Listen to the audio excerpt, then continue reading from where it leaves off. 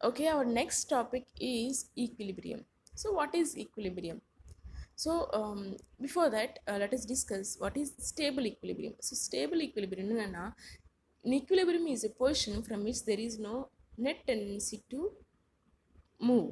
Okay, so அப்படின்னா எந்த ஒரு பாயிண்டில் எந்த ஒரு மூமெண்ட் நடக்காது, ஃபர்தராக எந்த ஒரு மூமெண்ட்டும் நடக்காது. அந்த ஒரு பாயிண்ட்டை தான் எதை குறிக்குதுன்னா ஈக்குலிபிரியம் அப்படின்னு சொல்கிறோம். ஸ்டேபிள் ஈக்குலிபிரியம்னா அந்த ஒரு ஈக்குலிபிரியம் பொசிஷன் ஸ்டேபிளாக இருக்கும் அப்படின்னு சொல்கிறாங்க. ஓகேவா? ஸோ கன்சியூமர்ஸ் ஈக்குலிபிரியம் அதுக்கு வந்து டிஃப்ரெண்ட் எக்ஸாம்பிள்ஸ் கொடுத்துருக்காங்க.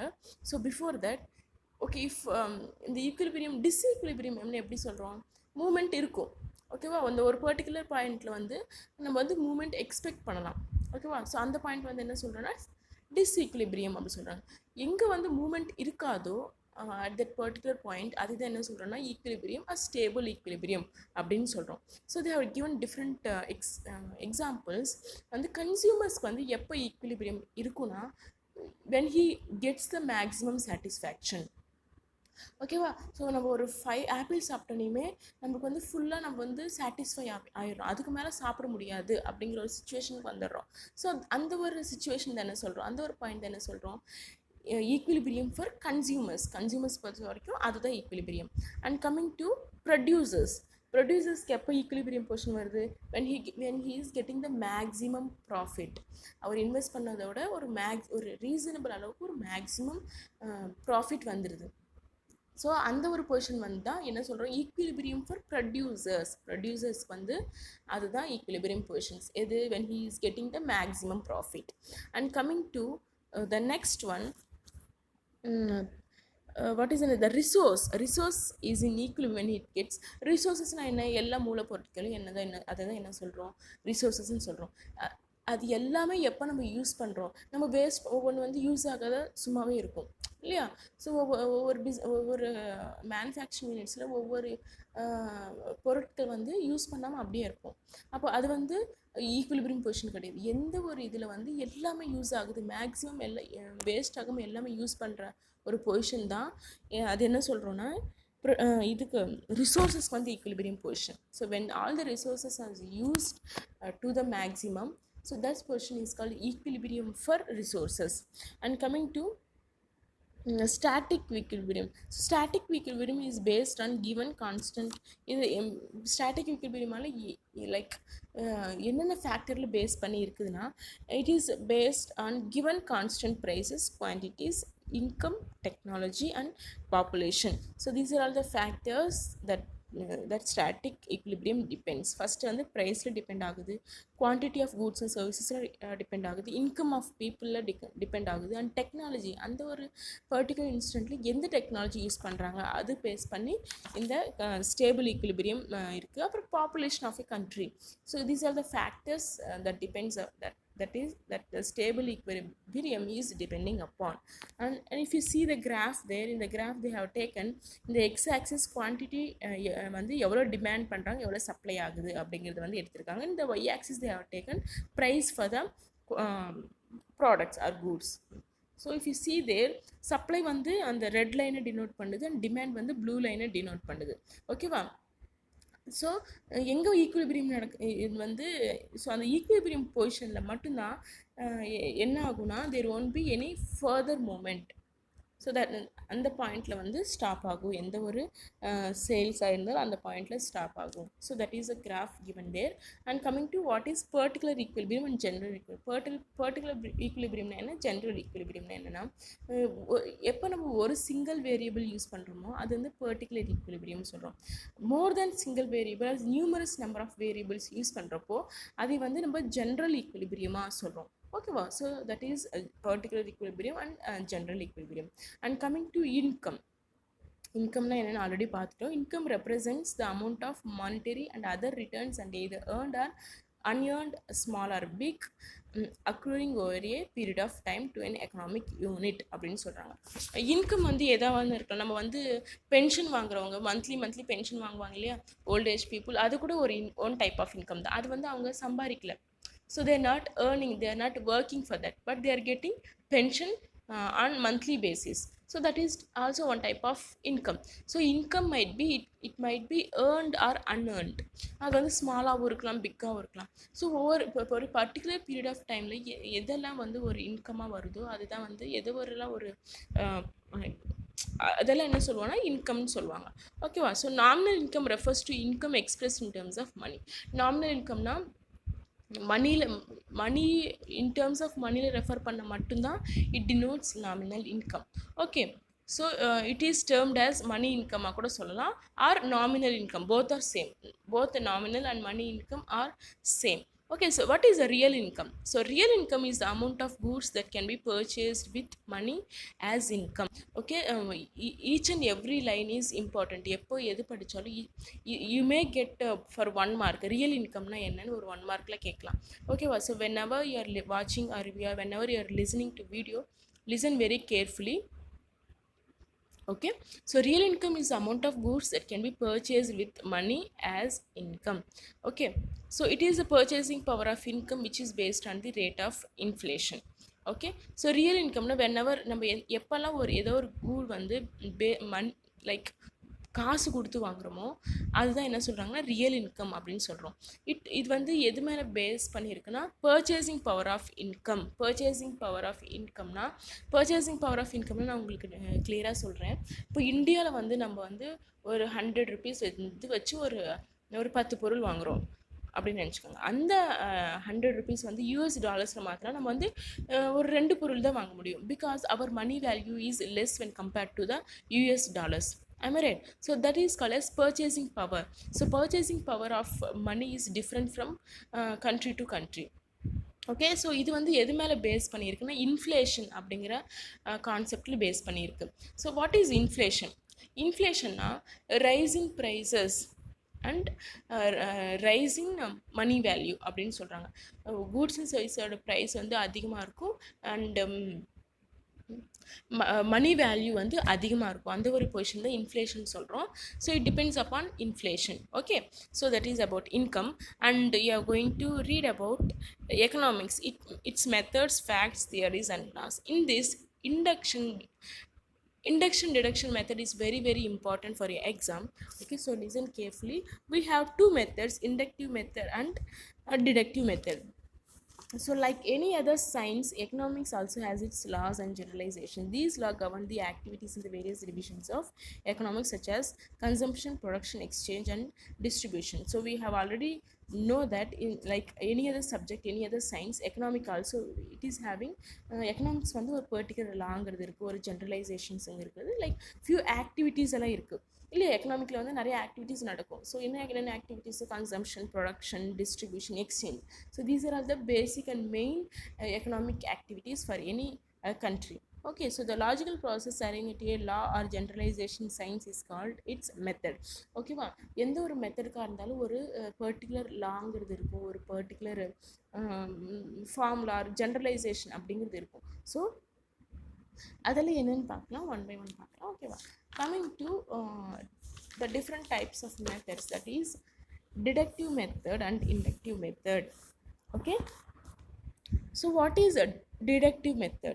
So deductive method na enna, it is also called as analytical or abstract method அப்படின்னு சொல்கிறோம். டிடக்டிவ் மெத்தட் நம்ம இன்னொரு பேர் என்ன சொல்கிறோம்? அனாலிட்டிக்கல் ஆர் அப்ஸ்ட்ராக்ட் மெத்தட்னு கூட நம்ம டிடக்டிவ் மெத்தடு சொல்கிறோம். Okay, it consist in driving conclusions from A general truths. Okay, நம்ம வந்து டிடக்டிவ் மெத்தட்னாலே கன்க்ளூஷனாக ஒரு முடிவு. கன்க்ளூஷன் என்ன? ஒரு முடிவு, ஒரு ஜென்ரல் ட்ரூத், ஒரு ஸ்டேட்மெண்ட் எடுத்துக்கணும். ஒரு ஏதாவது ஒரு ஜென்ரல் ட்ரூத் எடுத்துக்கிட்டு நம்ம அதிலிருந்து ஒரு முடிவு நம்ம டிரைவ் பண்ணுறது தான் டிடக்டிவ் மெத்தட் அப்படின்னு சொல்கிறோம். So whenever we are deriving conclusions from a general truth, that process is called as deductive method. Okay, so the classical and neoclassical okay. இது வந்து நம்ம யாரெல்லாம் நம்ம வந்து இந்த டிடக்டிவ் மெத்தடை நமக்கு கொடுத்துருக்காங்கன்னா, இந்த classical neo classical school of economics அப்படின்னு சொன்னாங்க. Classical neo classical school of எக்கனாமிக்ஸ்லேருந்து நிறைய பேர் இந்த டிடக்டிவ் மெத்தடில் வந்து அவங்களோட தியரிஸ் சொல்லியிருக்காங்க. யாரெல்லாம்? It's Ricardo, senior, JS Mill, Malthus, Marshall, Pigou. So these are the people who apply the deductive method in their economic investigations. அவங்க வந்து எல்லா எக்கானமிஸ்ட்டும் அவங்களோட இன்வெஸ்டிகேஷன்ஸ் நடத்துவாங்க இல்லையா? ஸோ அவங்கெல்லாம் வந்து தான் இந்த டிடக்டிவ் மெத்தடோட வந்து அப்ளை பண்ணிக்கிட்டாங்க. அவங்களோட இன்வெஸ்டிகேஷன்ஸில் இந்த ஒரு மெத்தடை யூஸ் பண்ணிக்கிட்டாங்க. ஓகேவா? ஸோ டிடக்டிவ் மெத்தட்னா என்ன? So whenever we are deriving conclusions from a general truth, that process is called as deductive method. So what are all the steps involved in deductive method அப்படின்னு பார்த்தீங்கன்னா, step 1. So the analyst must have a clear and precise idea of a problem to be inquired into. So அனலிஸ்ட்னா ஒரு problem வந்து analyse பண்ணுறவங்கள தான் அனலிஸ்ட்னு சொல்கிறோம். So எந்த ஒரு problem analyse பண்ணுறதுப்பையும் அந்த problem எதுவுமே ஒரு ப்ராப்ளமோட இன்டெப்த் டேட்டா தெரியாமல், இன்டெப்த் ப்ரெசைஸ் ஐடியா தெரியாமல், ப்ரெசைஸ்னால் கரெக்ட், எக்ஸாக்ட் ஐடியா தெரியாமல் நம்ம வந்து எந்த ஒரு கன்க்ளூஷனை டிரைவ் பண்ண முடியாது. So the first step is he should have a clear and precise data of the problem. ஒரு கரெக்ட் டேட்டா, அந்த ப்ராப்ளம்க்கு கரெக்ட் டேட்டா தெரிஞ்சால் மட்டும்தான் he can derive some conclusions. So that is first step, deriving. He should have a clear and precise data of the problem. So that is the first one. And coming to the second one, the analyst clearly defines the technical terms used in the analysis. Further assumptions of the theory are to be precise. Again, precise na exact, very 100% கரெக்டாக இருக்கணும். ஓகேவா? So analyst வந்து கிளியராக define பண்ணணும். In terms of technical terms தான் use பண்ணணும். Second step வந்து he should use only technical terms in the analysis. So that is the second step. Coming to third one, deduce hypothesis from the assumptions taken. So what is hypothesis? So hypothesis na explanation. He should give அவரோட அசம்ஷனுக்கு வந்து ஒரு explanation இருக்கணும். ஓகேவா? he should derive some explanations from the assumptions. அவர் என்னெல்லாம் assume பண்ணியிருக்காரோ அதுக்கு explanation கிளியராக கொடுக்கணும். ஓகேவா? So that is the third step. And coming to fourth one, hypothesis should be verified through direct observation of events in the real world or through statistical methods. ஓகேவா? Example, there exists an inverse relationship between price and quantity demanded of a good. ஓகேவா? So நம்ம வந்து சும்மா நம்ம வாயில் வந்து சொல்லக்கூடாது. ஒரு ப்ராக்டிக்கல் எக்ஸாம்பிள் தரணும், ப்ராக்டிக்கல் அப்சர்வேஷன் இருக்கணும். வித்தவுட் ப்ராக்டிகாலிட்டி, வித்தவுட் நம்ம அசம்ஷன் மட்டுமே ஒரு விஷயத்துலேருந்து நம்ம ஒரு அசம்ஷனாலேயே நம்ம கன்க்ளூஷன் பண்ண முடியாது. You should give some real examples and real observations. ஓகேவா? அதுக்கு எக்ஸாம்பிள் என்னென்னா, relationship between price and demand. Sometimes வந்து ஒரு பொருளுக்கு வந்து டிமாண்ட் அதிகமாக இருக்கும். ஏன்னா அந்த பொருள் வந்து அதிகமாக யூஸ் ஆகுறதுனால டிமாண்ட் அதிகமாக இருக்கும். ஓகேவா? அதே ஒரு பொருளுக்கு வந்து டிமாண்ட் அதிகமாக இருக்குது அப்படின்னா அந்த ப்ரைஸ் அதுக்கு பொருளுக்கு வந்து ரொம்ப அதிகமாக இருக்கும். அந்த அதிகமாக யூஸ் பண்ணுறாங்கன்னு மீனிங்கில் இப்போ இந்த கொரோனா சுச்சுவேஷன் எடுத்துக்கோங்களேன். நம்ம வந்து இப்போ வந்து மார்க்கெட் போய் எல்லா பொருள் வாங்கிக்கிறோம். எப்படி வாங்குகிறோம்? முன்னாடி ஒரு 1 வீக், ஒரு 10 டேஸ்க்கு வேணுங்கிறத வாங்கி வச்சுக்கிட்டோம். அது அதிகமாக யூஸ் ஆகுதுன்னா இல்லை, அது கிடைக்காதுங்கிற பயத்தில் வாங்கி வச்சுக்கிறோம். அது ஒரு ஒன் டைப் ஆஃப் டிமாண்ட். இன்னொன்று வந்து அது நிறையா வந்து யூஸ் ஆகும். ஓகேவா? ஸோ டிமாண்ட் நிறையா இருக்கிறது, ஒரு பொருளுக்கு டிமாண்ட் நிறையா இருக்கிறதுக்கு 2 ரீசன்ஸ் இருக்கலாம். ஒன்று வந்து அதோட யூஸ்ஃபுல்னஸ்ஸு, இன்னொன்று வந்து அது வந்து கிடைக்காது அப்படிங்கிற ஒரு பயத்தில் வாங்கிறது தான். அதனால வர டிமாண்டு, அது ஒன் டைப் ஆஃப் டிமாண்ட். ஓகேவா? So the relationship between price and demand. So 4 steps என்ன? ஃபஸ்ட்டு ஸ்டெப் வந்து எந்த ஒரு ப்ராப்ளம்க்கு வந்தாலும் கிளியர் அண்ட் ப்ரிசைஸ் டேட்டா இருக்கணும், ப்ரிசைஸ் ஐடியா இருக்கணும், எக்ஸாக்ட் ஐடியா தெரிஞ்சிருக்கணும். செகண்ட் வந்து he should use some technical terms for the analyzation. ஓகேவா? அண்ட் த தேர்ட் ஒன் வந்து he should derive hypothesis from the assumption. Okay, and this fourth step is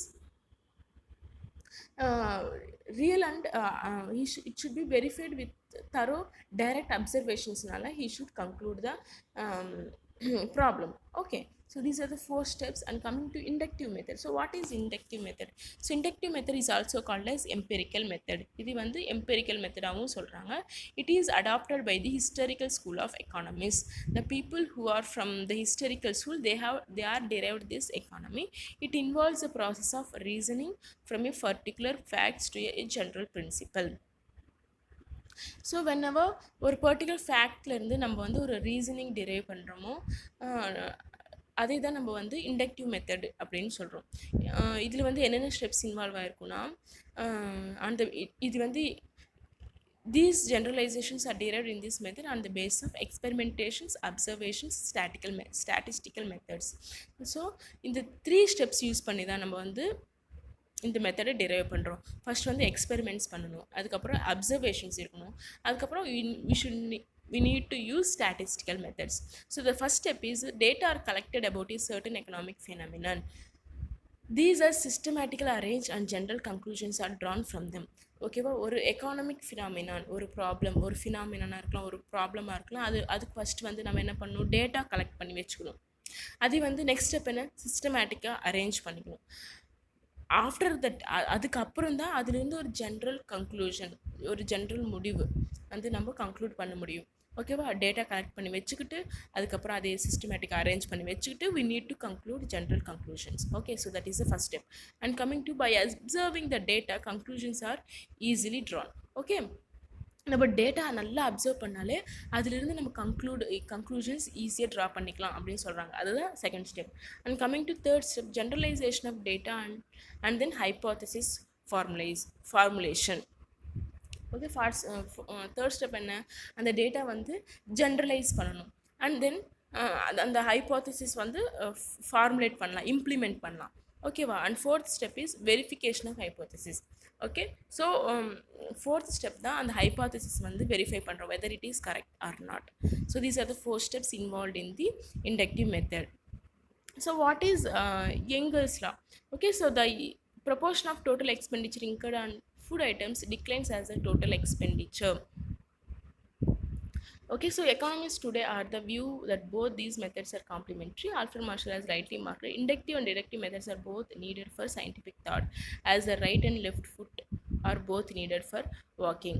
Okay, so Engelsல என்ன சொல்கிறாங்கன்னா, so நம்ம வந்து எவ்வளோ total expenditure எவ்வளோ பண்ணுறோமோ